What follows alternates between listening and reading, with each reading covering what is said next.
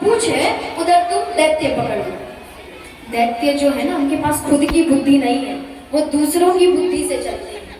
दैत्यों को लगा, राक्षसों को लगा कि ये देवता बड़े चतुर हैं, चालाक हैं, वासुकी नाग के फन का हिस्सा मांग रहे हैं, यानी जरूर उसमें कोई फायदा है, क्योंकि देवता चालाक है, फायदा देखते हैं तो जरूर उसमें कोई फायदा है। दैत्य कहते हैं सुनो देवताओं, अभी इस समय 3 लोक 14 भुवन का राजा कौन है? कौन है? ये राक्षस हैं। 3 लोक 14 भुवन के राजा अभी राक्षस हैं, सब कुछ राक्षसों के हाथ में है। राक्षस कहते हैं राजा हम हैं तो बात हमारी चलेगी, जितने देवता हो ना सब जाकर वासुकी नाग के पूंछ को पकड़ो, और हम जितने दैत्य हैं जाकर फन को पकड़ेंगे। मैं आपको दोबारा समझाती हूँ कि मंथन कैसे हो रहा है। समुद्र है, समुद्र के बीचों बीच मंदराचल पर्वत को रखा गया। वासुकी नाग पर्वत से लिपटते हैं, एक ओर उनका फन निकलता है, दूसरी ओर उनका पूंछ निकलता है। बात समझ रहे हैं? एक ओर से देवता पकड़ के खींचेंगे, दूसरे ओर से दैत्य पकड़ के खींचेंगे। जब पर्वत बीच में, समुद्र के बीच में घूमेगा, जिससे समुद्र का मंथन होगा। बात समझे आप?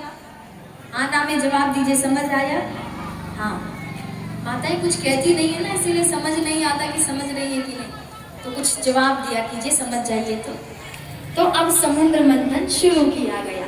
पूंछ जो था, वासुकी नाग के पूंछ को देवता पकड़ते हैं और फन को दैत्य राक्षस पकड़ते हैं। जैसे ही मंथन शुरू हुआ, जैसे ही सांप को खींचा जाता है, वासुकी नाग के फन में क्या है, मतलब किसी भी नाग के मुख में क्या होता है?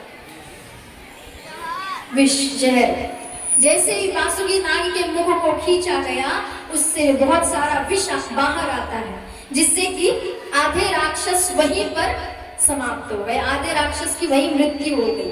विष से ही आधे राक्षस समाप्त हो गए।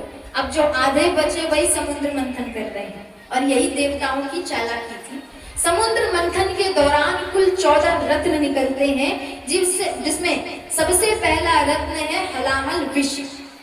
अच्छी चीज लेने के लिए तो सभी तैयार है, अमृतत्व के लिए तो देवता भी परेशान है, दैत्य भी परेशान है, लेकिन ये हलाहल विष कोई नहीं लेना चाहता।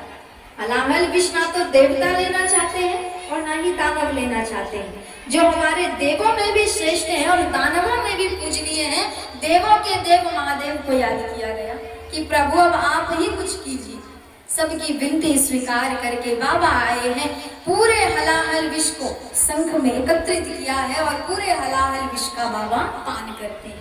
उस हलाहल विष को बाबा अपने कंठ तक सीमित रखते हैं, जिस कारण बाबा का कंठ नीला पड़ गया और बाबा का एक नाम पड़ा नीलकंठ। प्रेम से बोलिए नीलकंठ महादेव की। अब सबसे पहला हलाहल